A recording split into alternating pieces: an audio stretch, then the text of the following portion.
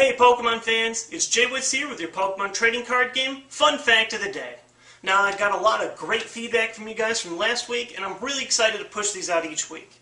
It's my favorite segment and while it does take me the longest, that means I'll probably have to limit it to one a week so far, but I'm having a lot of fun making them and I hope that you guys look forward to them as much as I do.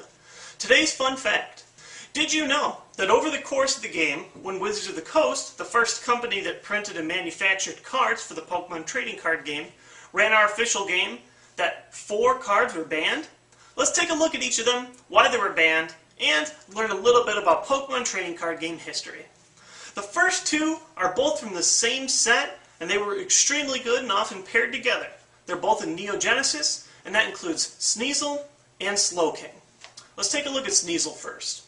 Sneasel's beat-up attack didn't really seem that good at first glance. Well, for starters, you needed 2 Darkness Energy to attach to Sneasel to even use this attack. That required either a special Darkness Energy or a Rainbow Energy, which were the only ways that you could attach them because basic Darkness Energy didn't exist in the game yet. This turned some players away from Sneasel when it was first released, just because it didn't sound that great to only be running 8 compatible energy with 4 attackers for your entire deck. However, as we soon learned, Sneasel dealt way more damage than the format was capable of handling. His attack beat up did 20 damage for a coin flip on each Pokemon that you owned on your side of the field. So, you flipped a coin for up to 6 times, dealing at a maximum 120 damage, plus any extra damage that you did with plus powers, or the special darkness energies that were attached to you. On average, this means that you were hitting for 60 damage, plus that extra damage, if you had a full field and you flipped 50-50 on coin flips. Now if you know anything about the format, that is a ridiculous amount of damage output.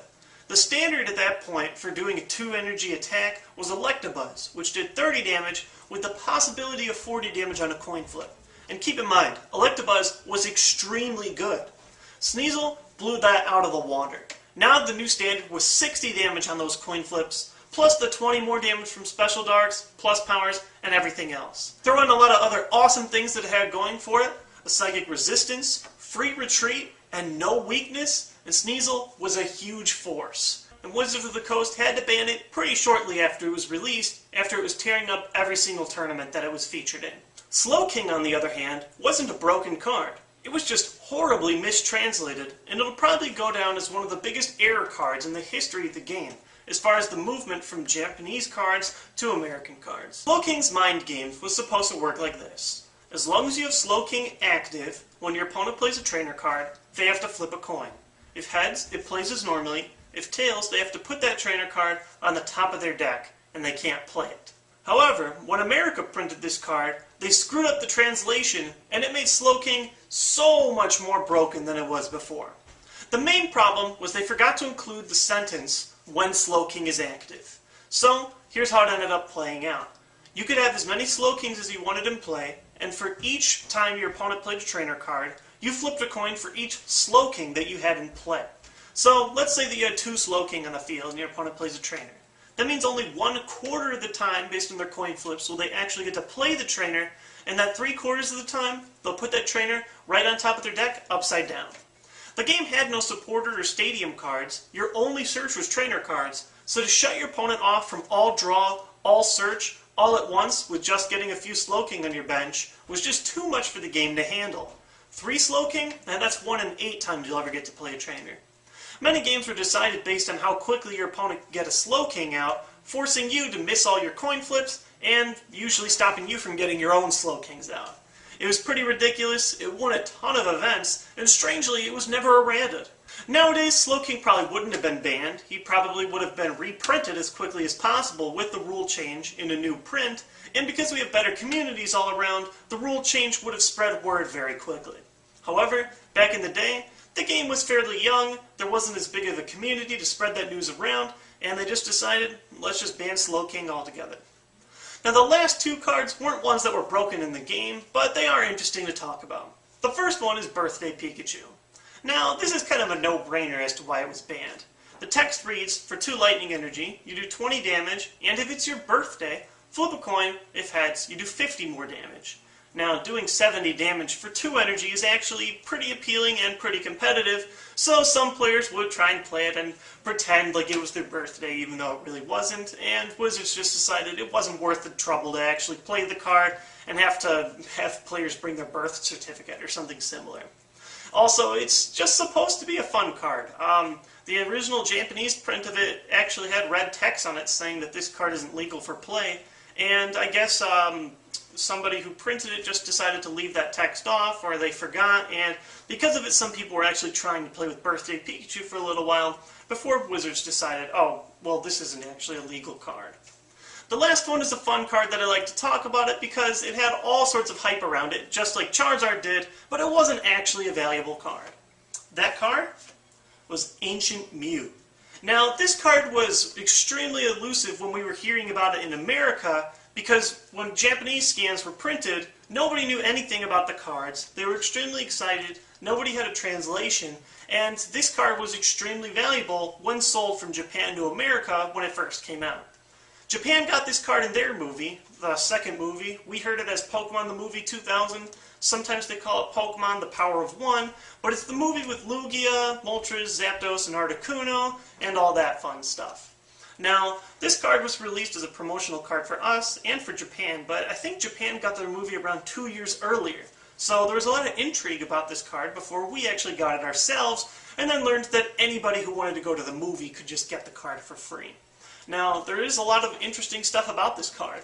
It's holographic on both sides. The back looks 100% different than any other card back we've ever gotten. It looked extremely cool, and the text wasn't even in another language. It was in a made-up hieroglyphic style, giving Mew kind of an Egyptian kind of card look. And I bet you thought Yu-Gi-Oh! Was the only game that had ancient Egyptian versions of their cards. Interesting. Now, I know Yu-Gi-Oh! In Japan's a lot older of a series than it is in America, so I'm not sure who had the first Egyptian ancient cards, but it is interesting to note that both card games do have that kind of take as far as design and a really elusive card and stuff like that. I'll get back to you guys if I figure out if the God cards or this card came first. Now, there were a lot of questions regarding this card. People didn't know if it was legal, people had no idea what they did, some people just assumed it was the best card ever because you couldn't read what it did, but it was actually, I guess you could call it a playable card. It wasn't great, but it wasn't terrible. For 2 Psychic Energy, you did 40 damage, which, as I stated earlier, was actually a little bit above the curve for the time. Electabuzz had to do 40 on a coin flip, so dealing a solid 40 for 2 Psychic Energy, I think at the time was the highest amount of damage you could do for 2 energy without coin flips or some other kind of effect. However, he had 30 HP, which made him extremely easy to knock out, and a whopping 2 retreat cost, which is really heavy for a Mew. Now, that makes it not really the best card ever. It's not extremely playable, but it could have been playable. Unfortunately, when the game was out, most people didn't know what the card did. Most people didn't run card sleeves, so it would have been easy to spot on the backside of the deck, and it was banned pretty quickly. However, it is interesting to note, and this is another fun piece of trivia for you guys on today's Fact of the Day, that I believe this card is the only Pokemon card ever seen within the Pokemon anime. That's right, it actually plays a minor plot point inside of the movie Pokemon 2000. Now, the movie's main villain, Lawrence III, states that he's just a collector. He's not a Pokemon trainer, he doesn't use Pokeballs, he doesn't even really battle with the Pokemon. He just flies around in a giant airship and tries to catch Pokemon with devices that he made. He talks about how his collection started when he found this rare Mew card, and that's how he decided he was going to collect all kinds of Pokemon stuff that he could, including the living, breathing, legendary birds. It's definitely an interesting movie, and it's one of my favorites as far as the plot goes, and as far as nostalgic value goes. And at the end, when all things are said and done, and Lawrence III is defeated, he finds his ancient Mew card on the ground, picks it up, and makes a comment about how his collection started with it, and it's going to start with it all over again. So it is just interesting. This card actually has a good amount of screen time within an actual movie, which also added to the elusive value of it. Unfortunately, everybody had one, and nobody knew what it did, so it was banned too. I hope you guys found these banned cards pretty interesting. As far as I can tell, no other cards, as far as some strange Japanese promos when Japanese cards weren't exactly legal in our game, were banned, and nowadays, nothing's banned. Everything's just given a new text over it, or we have a rotation each year to ensure that the cards that are doing the best don't keep doing the best forever. We probably won't ever have any banned cards again because of the rotation and the closer community, but it is interesting to talk about the 4 that I can remember that were when Wizards of the Coast was running the game. I hope you guys enjoyed today's Fact of the Day. Tune in next week for a new fun fact, and tune in tomorrow for a full episode of Profit. Peace! You want the best tricks? I suggest you profit. You want a mess spread? I suggest you drop it. Once we started rolling, you know you can't stop it. Let's go and get some lessons from theJwittz and Profit. Yeah.